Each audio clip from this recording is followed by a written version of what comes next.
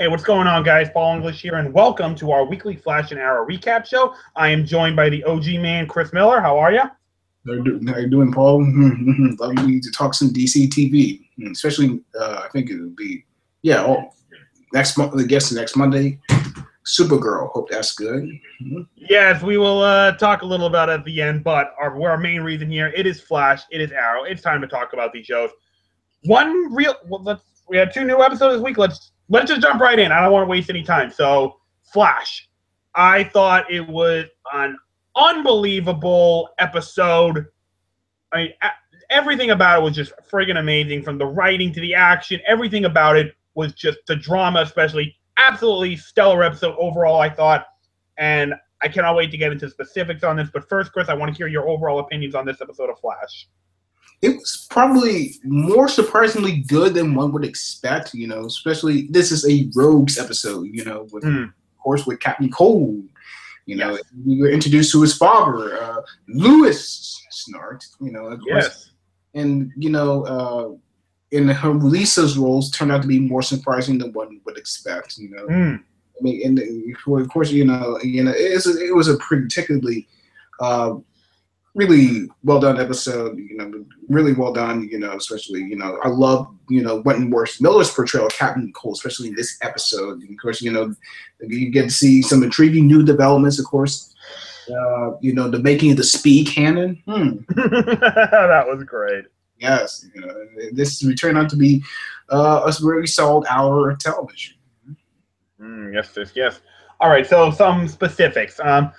I know that Caleb's never really been fond of the Rogues. He doesn't really like them, but too much. But Captain Cold, I really don't have a problem with. He's proven to be quite an interesting villain for the Flash. And in this episode, I really like that we dug a little bit deeper into them when we realized maybe this guy isn't as bad as we think he is. And as we all know, he's going to wind up being on the Legends of Tomorrow teams. I mean, this was kind of like I like to think of this episode like this was kind of the episode that kind of nudges him in the direction of maybe being not necessarily a full-fledged hero, more like an anti-hero. Like, he's going to do the right things, but it's for the wrong reason and whatnot. But you can see there's a little humanity to him. He has a code that he obeys, and very, I don't want to say sophisticated villain, but maybe an honorable one is the best way. A somewhat honorable villain is the way I can put it. So I thought this is a great Captain Cold-focused episode, and I like the way he and Barry and Snart's father played off all each other. So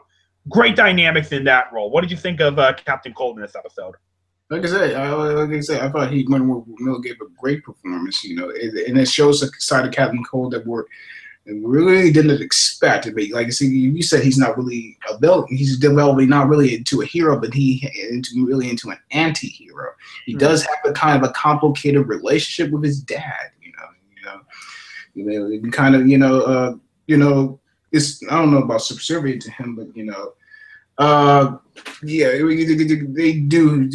2 of them do have their issues, especially with Lisa, of course, it turns out that he abused her when she was a child, and there seems to be some gradual developments with Captain Cold, he said he's developing more into an anti-hero sort, especially like the conversation between him and Grant Gustin in this episode. At the end. Yes, especially the end, I mean, like I said, I like what they did with him in this episode, of course, can't wait where they take him next, especially with Legends of Tomorrow. All right, well, speaking of Lisa, I gotta be honest, her and Cisco playing off each other, that was kind of adorable in some moments. They definitely led to a lot of laughs, some light moments in the episode, which in a show like this, there's always light moments are always cool. So I enjoyed their interactions. I thought it was very cute, very fun and whatnot. So I mean, I enjoyed that. I thought that was a nice little break from all the action that was going on. So what'd you think of Lisa and Cisco playing with each other? It seemed to be I mean, it could have gone. They could have done so many things wrong with that. But it turned out to be quite a they turn out to have some very nice interactions between the two of them, especially you can tell like I don't know if I'm wrong about I don't know if I'm right about this, but Lisa seems to be flirting with Cisco in some several ways, especially how they play off each other and how like how Cisco's willing to help her, she's willing to recognize her dark way, realize her dark ways. I liked how they. I did like their interactions in this episode. Though. All right. Hey, Jack, I think you were joining in while we were talking. Is that you there? Yeah, that's me. Can you guys hear me? Yeah, we can hear you just fine. We were kind of wondering, why are you signing in with someone else's account? Yeah. Oh, because I'm at my mom's house, so I'm using her computer. Right. Okay, fair enough. All right, so we were talking a little. It was nice to have you here. We were talking a little Flash at the moment. We were talking about what we thought of the episode overall. Captain Cold's kind of development, as well as Lisa and Cisco kind of playing off each other a little bit. So why don't you catch up to where we are? Why don't you talk a little about those topics? It was a really good episode. I really liked Captain Cold, and I'm really liking this Lisa and Cisco development. I like when she gave him a kiss at the end. Mm. So but you just like, oh yeah. What happens? Maybe she'll change her ways. We shall see. We shall see. Speaking of romantic moments, how about Barry and Patty just kind of playing off each other? The way they just seem so much alike, aren't? Yeah. I hate using that word. I hate using this word, but I mean, they're just so adorable together, aren't they?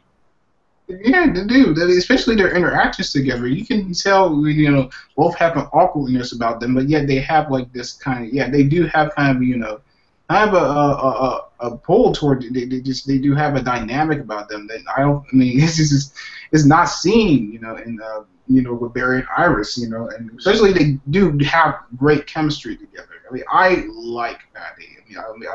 I just always like the facets of her character. And they just seem really cute together. This is like I enjoy her character so much. Jack, what about you? I really liked them together. I liked them at the coffee shop when she gives him her number, and they're both kind of awkward. Like, that's not really what I meant, but I already gave you my phone number, so here, have it. Yeah, that was oh my gosh, that was so funny. I think I've been hearing that their next episode they're actually going to go on a date. Like that should be fun. That should lend itself to some moments. Mm-hmm. Yes, it should prove to be an exciting. It should prove to be an interesting one. It does. My goodness. But anyway, I do want to take a moment to talk about what I consider an absolutely pivotal scene in this episode in terms of Iris's development. As you all know, out in the audience, the guys here among this crew, we absolutely hate Iris. She's been like the worst character on this show, bar none. But we have acknowledged that over the first 2 episodes of this season, very, very slowly, she's starting to improve just a little bit. Well, in this episode, there was a scene that I watched very intently because it's either going to give her a slightly bigger jump in improvement or it's going to plop her right down into the total whining bitch that we expected from last season. In the last episode, we get a revelation that Joe's wife is back in town, and we discover where she's been the past 20-something years, however long it's been. She was a drug addict in this episode, and after the 4th time Joe put her to rehab, she just left town. So Joe, as it turns out, lied to Iris and said, your mother died.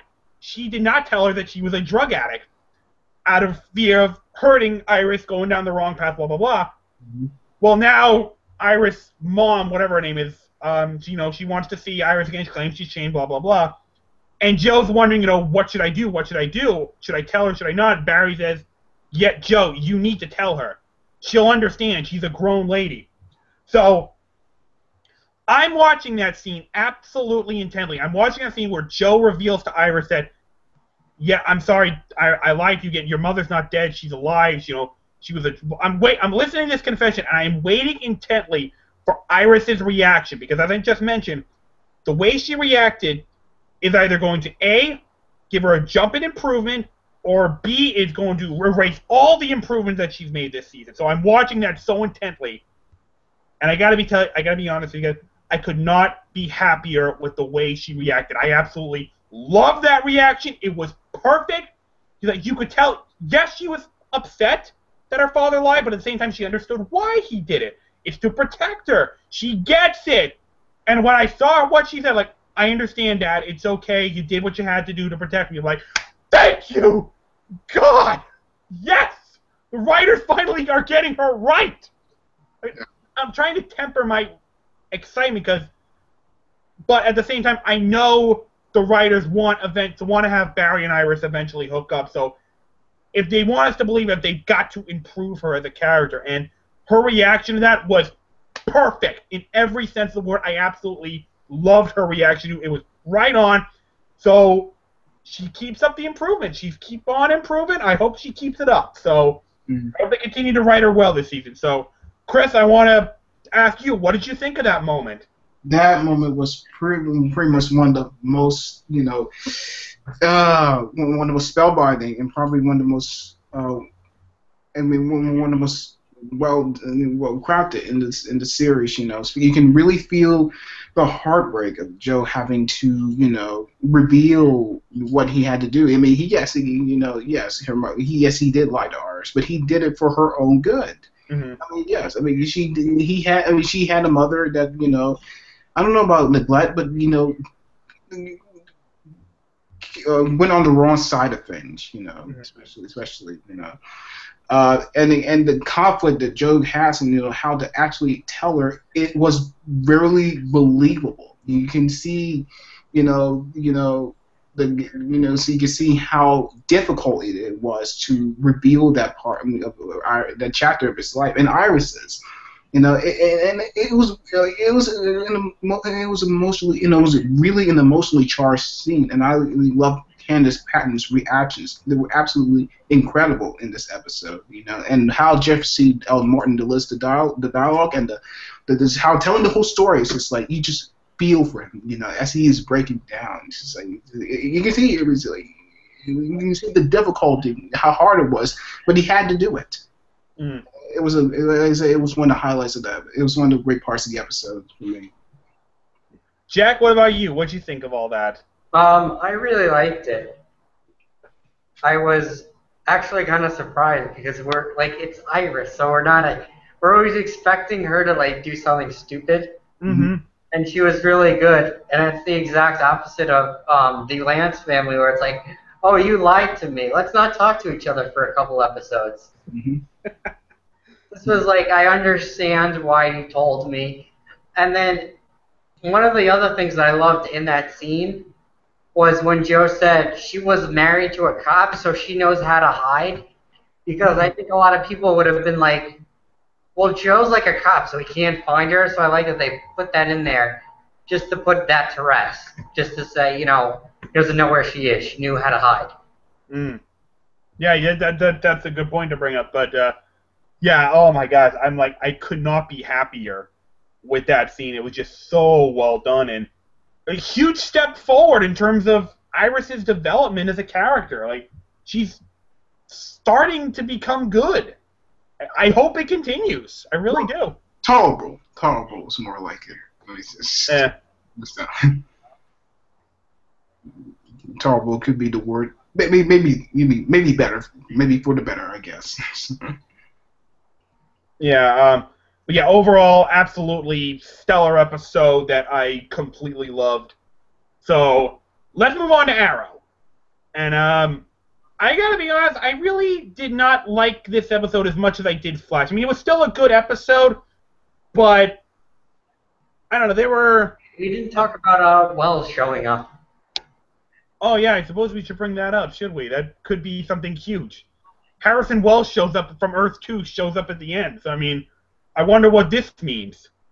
Any, I mean, you know, there's been a theory that Zoom is Harrison Wells from Earth 2, and when I saw that, I'm thinking, you know, that would be both a really clever yet very stupid idea at the same time.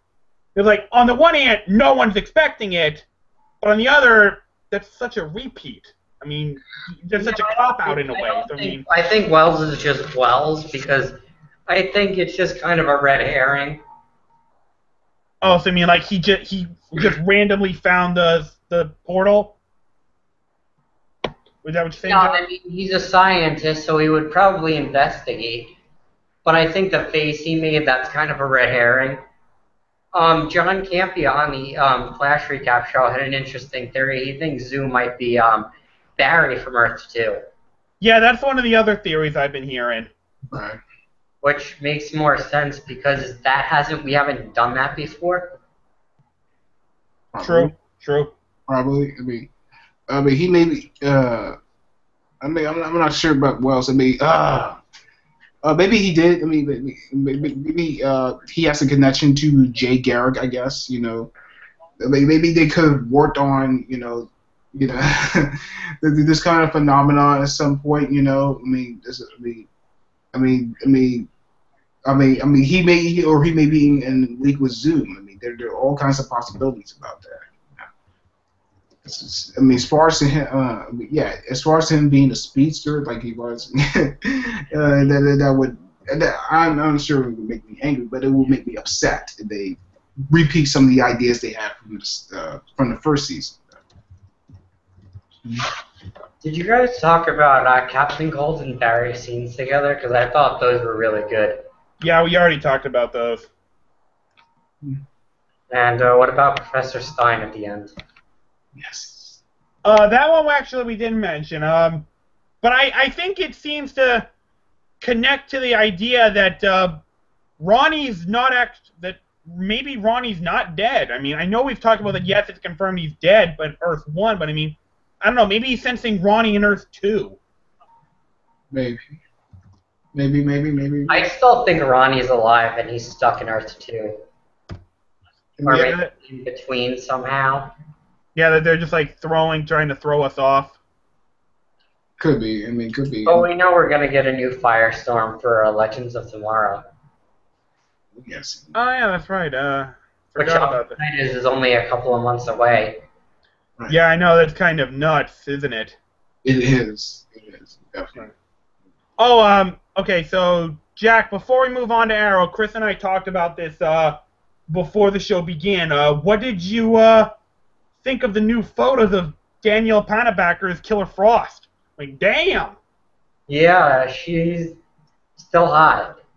Damn, I don't know, but I don't know if it's her, though. Like, I don't know if it's this one, or are they going to do, like, an Earth 2 thing? I think everyone is hoping that it's Earth 2 Caitlin Snow that's Killer Frost, and not our adorable, beloved Caitlin Snow from Earth 1. I think can we all say that we all really like Caitlin in this show? Yes. We all say we really like Caitlin. Yes. We don't want her to be a bad guy. We don't want her to be a bad girl. I'm hoping it's Earth 2. Yeah, I think it will be, because in the comics, isn't Firestorm also a villain? Like, I can't remember. He's a hero. Hero. Okay. So, I mean, yeah, but I'm hoping that's Earth 2, actually. Or maybe Earth 3, I don't know. Maybe from another of the 52 Earths around. So, I don't know. We shall see, but I'm hoping it's not our Caitlin who becomes Killer Frost. But, alright, so... You never know. Oh, my goodness. You never know. I hope not. I like Danielle Panabaker as Caitlin Snow. I don't want to be Killer Frost. Not on Earth 1, anyway. Okay. Now let's move on to Arrow. And like I was mentioning, it was a good episode all around, but there were some things that I just felt like, I could have done that a little better. But I mean, it was still well written. It was kind of, I looked at it as more of like a build-up episode. Like, okay, they're establishing things that are about to come. that they're gearing us up for like in the next couple episodes. So, and like I said, it was a good episode, but it kind of fell short of like the first 2 episodes of the season. It especially fell short of Flash. So that's, I think, overall. We'll get to specifics later. Chris, I'll start with you. What did you think overall of this episode of Arrow? I thought it was a pretty good episode. I thought it was one. I think it, you know, the best so far. You know, I think this season's been pretty good so far, and this, you know, is an example of why. I mean, I love how. I mean, I thought the story was damn well told. I mean, I was just like, I like some of these scenes. You know, they were really acted out. You know, especially this. You know, trying, especially with Oliver and Diggle trying to bury the hatchet. You know, especially, you know. And I also like how, you know, Felicity in her scenes with Curtis Holt, you know, how he's gonna, and of course he's going to become Stu Terrific and all that, you know, especially like that. I mean, of course, you know, I like how he reacted in the situation. He held himself under control. I mean, it could have been gone in one way, especially, you know, him, you know, going all hysterical over the situation, but he didn't.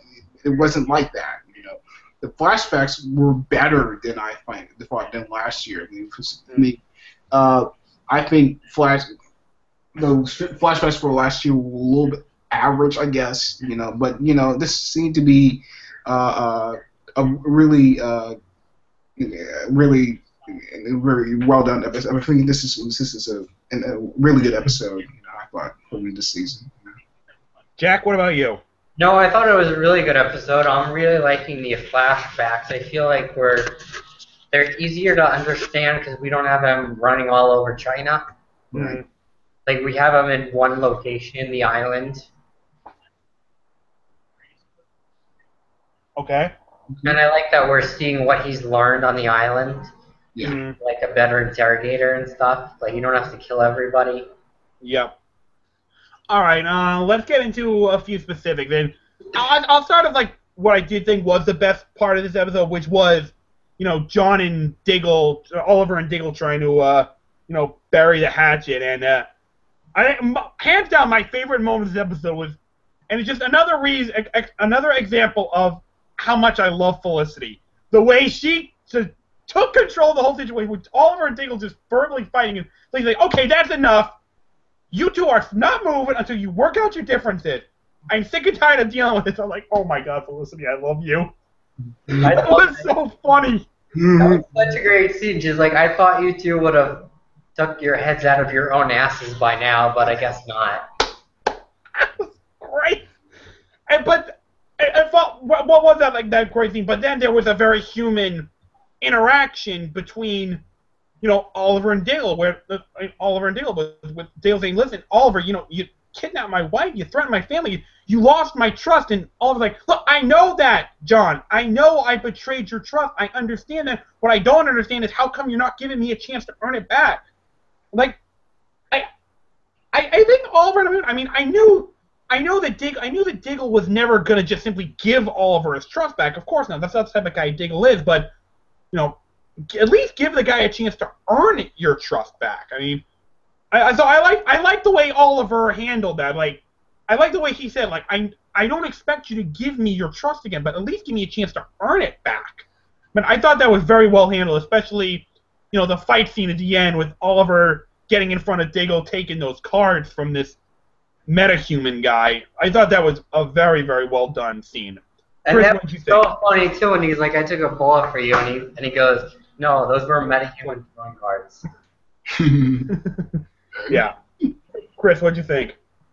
Oh, the scene. Oh, yeah, that was a really, really, really, really awesome scene. That was a really fine scene, I thought. You know, especially Felicity trying to say something, stomping her foot down. It's like, you all don't pass this out. I swear to God, you know, some serious shit is going to happen. Y'all need to really hash this thing out. It's entire.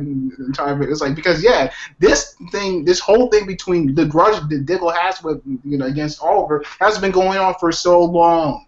It's like, yes, you know, he kidnapped, you know, your wife and daughter, but you know, he had to go some extremes. Yeah, you know. You should have, you know, gone past it right now. You know, especially, you know, you know, whole thing about, you know, you know, overseeing a lawsuit. And yeah, I mean, you trusted me before. And he's like, you know, I mean, with the whole thing, it's like, it's so why is it so hard for me to earn it back? You know, I mean, yeah, I like how he's like, this whole scene was terrific. I felt, you know. Really, it's really a time for them to, you know, mend it. Time to, you know, let, I don't know about bygone, well, to really bury the hatchet, you know, and just, you know, just, you know, like I said, I thought that was terrific, you know, put all that behind him, you know, Yep. to earn his trust again, you know. Yes, indeed. Jack, anything else about that scene you want to add to this? No. All right. So, let's talk a little about Curtis and, you know, the way he would handle this episode, this whole situation. Like, he's proven to be I like this guy. I'll put it like that. I like the guy. He's quite funny. He's got his own unique charm to him. And but I did like the way his reaction was to Felicity saying, okay, I work for the Green Arrow. This guy wants to kill the Green Arrow, so he's trying to kill us. Oh, really?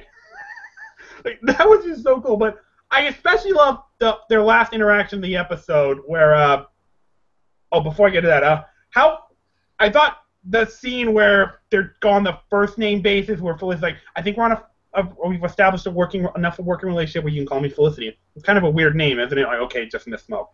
That was funny. That was a nice moment. But that final scene, I loved that line he gave. He's like, Miss Smoke, I joined Palmer Technologies to help make a difference. How cool is it that my boss is doing the same thing that I am, just in a different way? So that was a very cool moment. I really like that, and I want to make a wager. Before we reach the halfway point of this season, Curtis will be on Team Arrow officially. I think, like, by the time this halfway point of the season comes in, Curtis will be on Team Arrow. He will be like another tech advisor with Felicity. That's just my gut feeling about that. But Chris, talk to me a little about Curtis in this episode. Like, what did you think of his performance in this episode, and do you think at some point he'll be on the team? I mean, you know, it could be a possibility. They may even wait long. I mean, maybe even if they have a next season, he may even be a part of it. But I liked him in this episode. I like this character. Yeah, like I said, he has a wit and a sharpness and a charm to him. You know, it's just hard not to like. You know, especially like I said, before, I like how he reacted in the situation where the villain is and where they're being chased by the villain. You know, especially you know, and Felicity's trying to take charge. You know, and she's screwing up. You know, with the taking the rifle. I was like, oh, damn. Damn.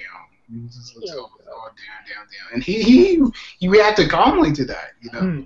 Surprising. He could have, like I said, he could have, you know, been hysterical. He could have, you know, lost all kinds of control, but he didn't. He kept it cool, you know. But yeah, he seems to be a likely candidate to join, you know, the team. You know, like another tech advisor to Felicity, you know. I mean, at this point, I don't think it's not impossible though, because I think this is a really terrific character. You know? Jack, how about you? Are you over your initial "I hope this guy dies" reaction? Yes. I was actually pretty good in this episode. I kind of want to see where he goes now. I like how he's brave, and I like his little speech to Felicity, like, I went to Palmer Tech to do this, and you're doing the same thing. Yeah. And Felicity with that gun was badass. Too bad she didn't know how to use it. Yeah, well, first she's like... She needs some target practice, for goodness sake. But they brought this up on the Collider recap show, so they have to go on a secret elevator to get there, and the guy just goes, like, down the stairs. Kind of dumb. He was pretty cool, though. The Double Down, I think his name was. Yeah. Yeah. All right. I do want to get to, like, the part that I thought was, like, the biggest flaw of this episode, and it goes back to last episode. But first, real quick, how cool was it to see Malcolm Merlyn again? How cool was it to see John Barrowman again? Awesome. Pretty good. Pretty. I loved his fight scene with Nissa, where she's like, "I'm trying to kill you." Yeah, I know you are. That's why you're so fun to spar with. Oh my god. But anyway, if you remember last week's recap show, I mentioned how I thought it was really cool that Felicity was. No, sorry, not Felicity. That Laurel was taking charge of the whole, bringing Sarah back to life thing. I still like the idea that she wants to do that. But after reading an article, I now have a serious issue with how she did it. The fact that she did not tell Oliver, or Diggle, or Felicity, or even her father that she was going to do this. Especially after earlier in last week's episode, telling Diggle you shouldn't keep secrets from family, because all that leaves is heartache. Well, I'm sorry, Laurel, what are you doing right now but keeping a secret from your family? You're not telling your father or your teammate that you're going to try and resurrect your dead sister. And so I now have an issue with that because it's kind of a step backwards for Laurel. I mean, we've talked about how she's slowly been improving since the second half of Season 3, but that improvement, after reading through, I now realize that improvement really started with the episode Canaries. Because when she first put on the suit, she was just like a Canary 2.0. She was in her sister's shadow. But in that episode, after defeating that hallucinogen of her sister, kind of stepping out of her shadow, realizing my sister is dead, it's not my fault, it's okay, that's when she became Black Canary. When she stepped out of Sarah's shadow and just became her own person, that's when the improvement in her character started to go up. But now, after telling Diggle you can't keep secrets from your family, to keep a secret from her family, from her teammates, that was... Laurel, come on, that's a step back. You just contradicted yourself. So I didn't like... I like what she's doing. I like the fact she wants to bring back Sarah. I just don't like how she handled it by not telling them right away. So, I mean, before we talk about, Sarah's back and all, what do you guys think about that? Well, I think she kind of... Yes, it's kind of a step back, but I don't think there's a way around it. Because if you told Oliver and the team, they would have been like, there's no way in hell we're going to let that happen. Look at Thea. So I think I don't know how they would have, by a writer's standpoint, been able to bring Sarah back with the team knowing. Well, you know what? No, you know what? I think they could. I think maybe there is a way, because although this episode is yet to come out, articles that are like kind of leading up to the episode has established that because as we all know, John Constantine, Matt Ryan, I think his name Matt Ryan, John Constantine is going to appear in like a future episode of Arrow, either episode 4 next week's show or the episode after that. But Constantine is going to make an appearance in Arrow, and an article that I was reading has established that Oliver knows Constantine. Like they don't explain how he knows him, but they know the two of them know each other from the past.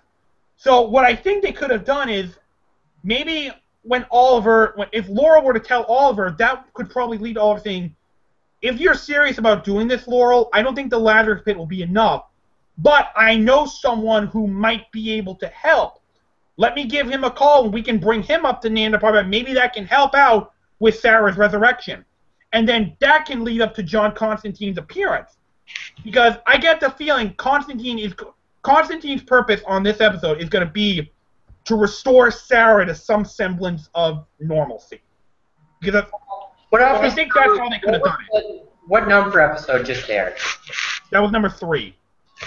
I think Constantine, I read he's coming on episode 5. Okay.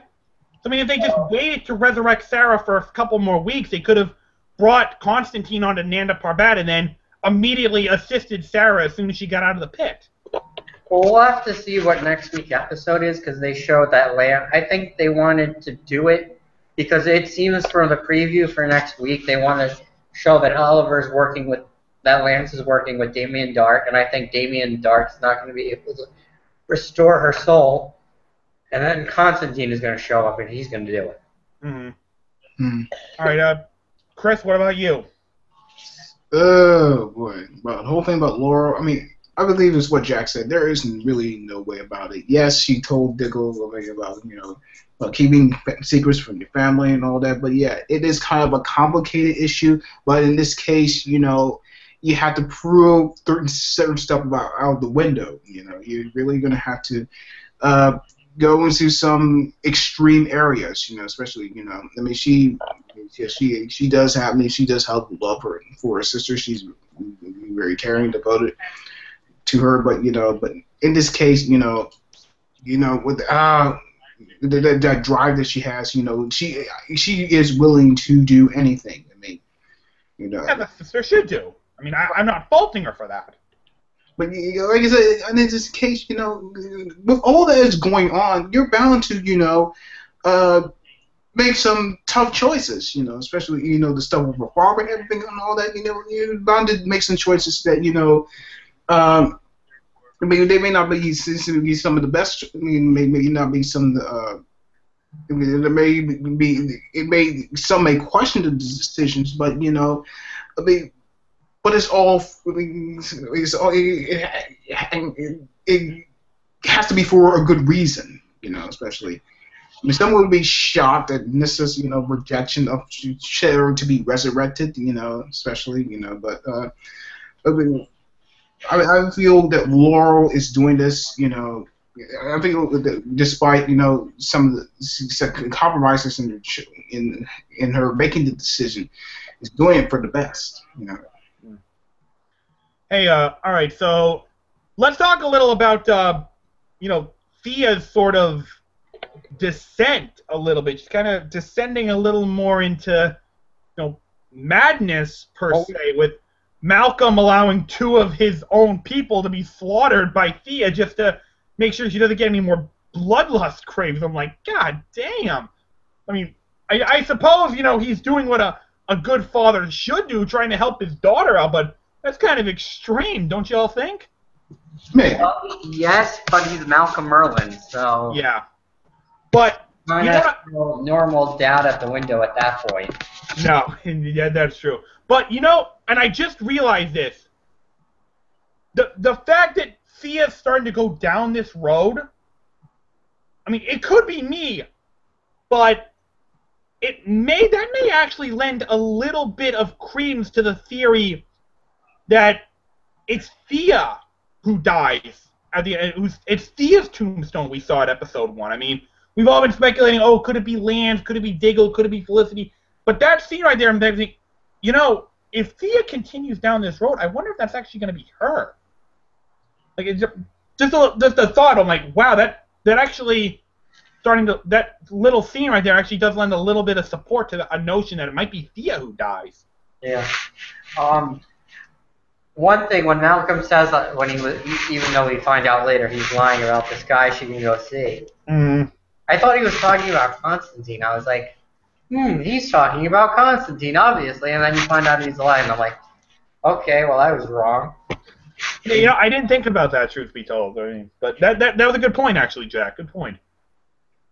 But anyway, the big one. One thing I really liked was when they talked about that her rage won't go away because the person who wronged her is dead. And I like that they said that you have a little bit of the souls of everyone who went into the pit. Yeah, that's pretty intense stuff. Oh, yeah. All right, so let's be honest, like, I know it's going to be a while before she's back with some semblance of normalcy, but how awesome is it to have Sarah back? I mean, is that just freaking awesome? I miss Sarah. Yeah. My goodness. I know, I missed Sarah so much. I was so heartbroken when she died. I almost cried. I really liked her, I did. But, all right, anyway, one more thing I want to bring up with this episode that, like, just threw me for a total loop. Nyssa destroyed the Lazarus Pit. It's gone. No more. Like, I did not see that coming at all. I won't lie to you. I did not see that coming. I was so pissed because the only thing I was thinking after she destroyed it was, no, they can't bring Tommy back. Oh, whoa, hold on a minute. I will comment on that in a moment, Jack. I will comment on that in a moment. But first, Chris, what was your reaction to that? yeah, quite kind of like an unexpected, turn of events in certain things. Maybe it's for the right reasons. Because because I mean, with such a thing like that, the Lazarus Pit, one could get pretty careless in terms of responsibly trying to guard over such a thing like that, especially as I said, with the whole with Sarah, being resurrected and all, and the team potentially worried about the effects, of her of her resurrection to coming out of the pit and might do to her, but. Yeah, and this, yeah, I mean, yeah, I feel that was a gutsy choice, because with that kind of thing, with that kind of thing, something, a lot of things could go wrong. A lot of things could happen when falling into the wrong hands. I mean, not necessarily the wrong hands, but hell, she tried to I feel. It was a good choice on her part, I'm just worried about the whole thing with Sarah, how they're gonna, do something about with her in terms of her of the effects, of her coming out of the Lazarus Pit as well as Thea's. Yeah. Well, as far as Sarah's going, there was an article that I read that kind of talks about how she's going to be on Legends of Tomorrow, and like I just mentioned, I think the way Constantine's going to fit into that episode where he appears is he's going to try to restore Sarah to some semblance of normalcy. But the way I'm hearing the way she's going to be portrayed in Legends of Tomorrow is like a living robot, like someone who has no emotion at all. She's like stone-faced, still has her ruthless killer instinct she picked up from League of Legends, but she doesn't know how to feel anymore. She doesn't know how to feel with her. She has no emotions anymore. So her individual character plot in Legends of Tomorrow will be she wants to learn how to feel again. She wants to know how to feel again. And I mean, that's what they're going to do with love. But that's for Legends of Tomorrow. We'll discuss that later. But it makes sense from a writing standpoint, I suppose, to get rid of the Lazarus Pit because it defeats the drama of someone dying. Because, like, well, if they die, well, that's okay. We'll just take them to the Lazarus Pit, bring them back. It kind of the ultimate get-out-of-jail-free card. I mean, I suppose it makes sense from a writing standpoint to get rid of the Lazarus Pit. But anyway, Jack, getting back to you. Yeah, there was an article that I read, I think earlier today or yesterday, that was saying that when Nyssa destroyed the Lazarus Pit, yet it crushed the dreams of a lot of hopes and dreams of a lot of fans that Tommy would come back.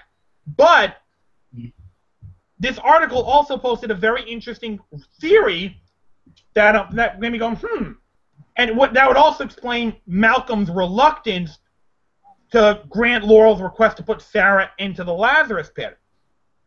And the theory is Malcolm already resurrected Tommy. That he's alive, but like Sarah is right now, he's a mindless brute. And that does make a little bit of sense because, and I did not know this until reading the article, but in the comics, Tommy is actually a villain. I don't know his name, but he is a villain in the comic books. He does take on the Merlin alias, though, I believe, in the comic. His name is just Merlin. It's just not. It's not. I mean, he's not. I mean, it is. Just, I mean, it's just. It's just. He's just going by that. I guess that alias. Yeah, he is a villain in the comics, though. Yeah. So I mean, I there's no way for me to prove it. I don't know if that's true or not. It may not be true at all, but it does seem validated when you consider how reluctant Malcolm is to revive Sarah, considering that he would probably want to try and, what's the word I'm looking for? Redeem himself of that curse of robbing Laurel of her sister, have a chance to bring her back with the Lazarus. But if he already tried it with Tommy and he's turned into a mindless brute, that might explain his reluctance and his initial refusal of allowing Sarah to be put in the pit. So, I mean, what do you think about that? I think it's an interesting theory. I don't know if it's true or not. I'm just hoping there's more pits out there, so if it isn't true, then we have another chance to bring Tommy back, because I miss Tommy. Yeah, I miss Tommy too. Although he's actually starring in another show right now, so it may be hard, like really, really hard for him to come back. But I don't know. We shall see. But anyway, yeah.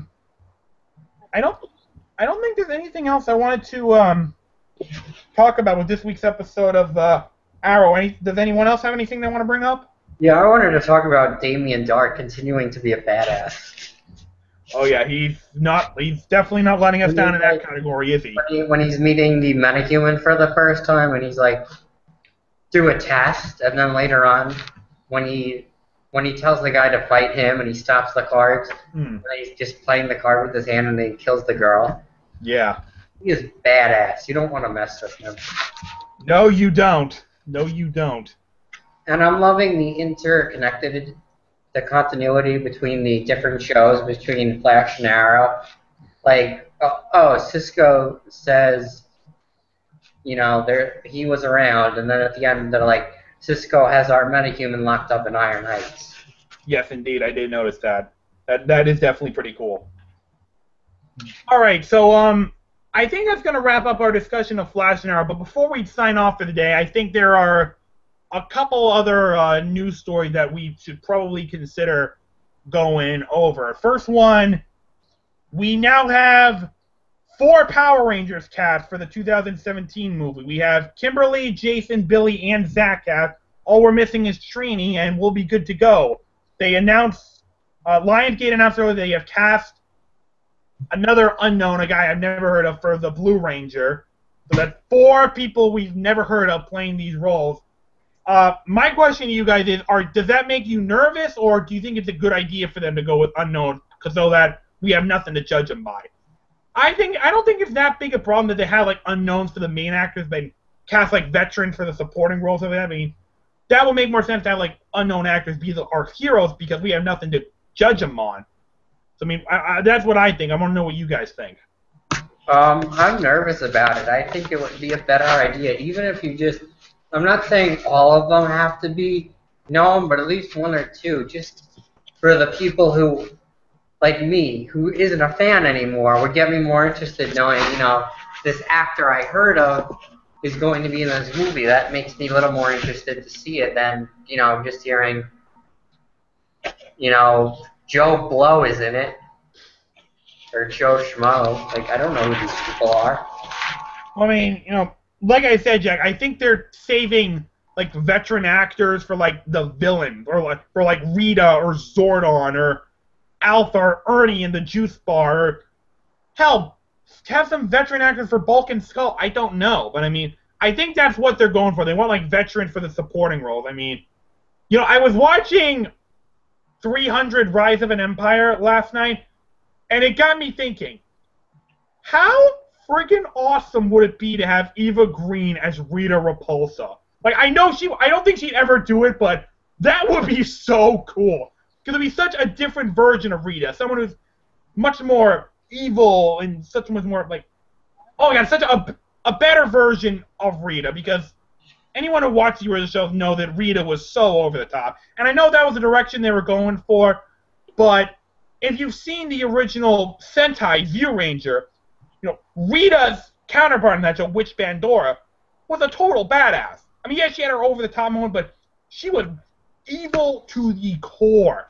So, I mean, Eva Green has that. I mean, like I said, I know she'd never do it, but how awesome would that be? Eva Green as Rita Repulsa. Yes! Maybe. No.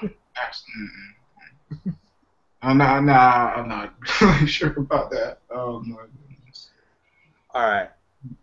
Last thing, as you all know, we are 3-4 days away from the premiere of Supergirl on CBS. I am still going to watch the first few episodes. I will give this show a chance to impress me, but my realistic expectations for this are pretty low. I do not have much confidence in this show, even though Greg Berlanti and Andrew Kreisberg are involved in it, and I friggin' love Arrow and Flash, but I don't know. This show has made me nervous. So, guys, I want to hear what any final thoughts you might have on Supergirl before its premiere. Chris, I'll start with you. I mean, I'm with you. I mean, I'm a little bit, hesitant. I don't know about hesitant, skeptical. It's more the word about everything. Could the writers, could the creators of the show really pull this off? From what we've seen from the promos, I mean, it looks okay. I know about okay, but it looks halfway decent. But some of the effects look kind of laughable. Some of the moments, especially featuring the main character herself, seem kind of cheesy. Even kind of overdone. I guess. I guess there was too much of focusing on her and her aspect, trying to fit it into, trying to accept her powers. That it can seem kind of cliched and tired when in terms of execution. But like I said, I do have some hopes that it will do well. But yet at the same time, I'm more reluctant. More hesitant, more. And I don't know about not reluctant, more skeptical because of what I've seen. I mean, it has the potential to be good, but he's saying, is it actually good? I mean, I will be watching the pilot episode, but like I said, I have reservations on whether this is going to be good. All right, Jack, what about you? Yeah, I'm with you, Paul. I'm nervous about it because I'm afraid they're going to make it too girly. Like, oh, which boy should I make out with today? Or like that thing more than like I'm this girl and I have superpowers and I can punch people in the face. Yeah, listen, I mean, how do I put this without coming off as a sexist? I am all for women's rights. I'm all for it, but at the same time, I really hate women who come off, whether real or like on TV or movies, who come off like overly feministic, like feminine pride, yeah, like, oh, good God, like it's just too much. Like I'm kind of nervous about that. That they're gonna try and push that. I'm a girl who kicks ass type of thing. Like, we've seen that already. Black Widow does it perfectly. Okay, just sexy woman who kicks ass. We've seen it already. Okay, no need to push that. You know what I'm saying? Mm-hmm. Exactly. It's just like, they could go. There's just such a thing as going a little bit. There's such a thing as going too far in terms of the aspects of these characters. Okay. Yeah, definitely. I hope they don't. Hope they don't get carried away with that. Especially. Yeah, I also. But anyway, we will definitely talk about. We'll definitely talk a little bit about Supergirl on our next Flash and Arrow recap show. We do need to talk about it. I don't think we'll have time to do it on our main show, but we will discuss it on our next Flash Arrow show. And with that, everyone, that is going to wrap up. Two more things we've talked about. There's another DC show coming. Oh, are you talking about Krypton? Yes. Yeah, are they still working on that? Yes. Yes. Oh my God. And more details have come out, which I don't know why they're doing it. I think it's a stupid idea. I have a little hope for Supergirl. I have zero hope for this. Well, this is going to be on Sci-Fi, I think. Also, it's going to be dirt cheap. It's going to be on the Sci-Fi, which is kind of a joke network. Yeah. That it's going to take place 200 years before Krypton exploded. Right. And this will be connected to the DCU, the cinematic universe. With a Superman 4 special effects budget. So I don't get it why they're like, well, Arrow and Flash, you're not connected, but Krypton, you're going to be connected to a show that nobody cares about because, one, you're not going to have Superman, and you can't even, I don't think you're going to have Jor-El on it either because I don't think Kryptonians live for 200 years. Oh, my God. Everything about this whole thing sounds worse as I hear. It's like, oh, my God, 200 years? Who made that decision? I mean, and connecting to Man of Steel, why? I mean, what's the motivation behind that? I mean, there's no reason to connect for it at all. It could exist. It's a separate entity, maybe like an Elseworlds type of project. But I know, like, you know, and they're talking about this. Hey, you know, I want to get in touch with like someone from TNT and like, hey, what's going on with the Titans show? I want to see Titans. I know. What the hell is going on with that? We've been hearing about this forever, and we've heard nothing. I want to know because I want this show. I want Titans. I want a live-action Titans show. Fuck Krypton. Give me Titans. I want my Dick Grayson on live action on TV. I want Starfire. I want Raven. I want Nightwing. Let's go. Jeez. And then the other thing was Netflix revealed the new trailer for Jessica Jones. Yeah, we talked about that. It looks friggin' awesome. Oh my god, I was in love with that trailer. That was badass. I'm more excited now because I've seen Daredevil. Mm-hmm. It's like I've seen what they've done with Daredevil, and now we're doing this, and it looks awesome. Yes, so I'm really excited for it to be November already, so I can binge watch it. Oh yeah, I will definitely be doing a little binge watching on Jessica Jones. Mark my words on that. Mm-hmm. All right, guys. So that is going to wrap up our episode. Jack, thank you very much for being here. It was fun. Welcome. Thanks for having me. Chris, as always, my friend, it is a pleasure talking about these shows with you. Yeah, great pleasure talking with you, Paul. Yes, you know, and talking, yes, and fellow nerds around the world, and you know, talking about these things, you know. Yes, indeed. And everyone, remember, if you want to jump in on the conversation, don't forget, you can comment. You can leave your comments down below. And we also have a Nerds Unite as One Facebook group that you are more than welcome to join. We always love accepting new members. So send a member request. We will be more than willing to invite you in and join in on the discussion. So we will see you next week for another Flash and Hour recap show. And don't forget, our main show is back on Monday the 26th.